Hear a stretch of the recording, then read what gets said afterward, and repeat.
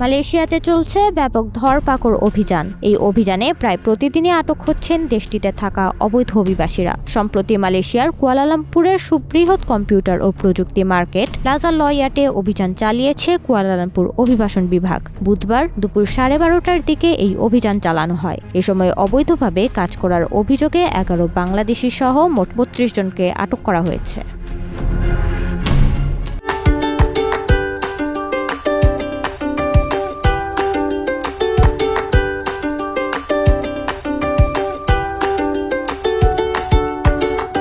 কুয়ালালামপুরের immigration director Wan Mohammad Saufi Yusuf জানান, গোপন তথ্যের ভিত্তিতে কম্পিউটার ও প্রযুক্তি মার্কেট প্লাজা লয়াটে অভিযান চালানো হয়। প্রথমে 39 জনের কাগজপত্র যাচাই বাছাই করা হয়। এর মধ্যে ভিসা অপব্যবহারের অভিযোগে 32 জনকে গ্রেপ্তার করা হয়। গ্রেপ্তার হওয়া ব্যক্তিদের মধ্যে 11 জন বাংলাদেশের পাশাপাশি 18 জন পাকিস্তানি ও 3 জন ভারতীয় নাগরিক রয়েছে। তবে কারো নাম পরিচয় প্রকাশ করা হয়নি। জানা যায় তাদের সবার বয়স 23 থেকে 46 বছরের মধ্যে।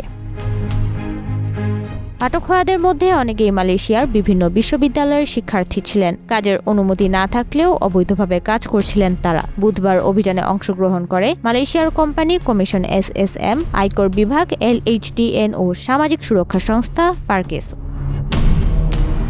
আটক হওয়াদের দেশটির ইমিগ্রেশন আইনের অধীনে তদন্ত করা হচ্ছে। নওরিন নাওয়ার, প্রবাস খবর।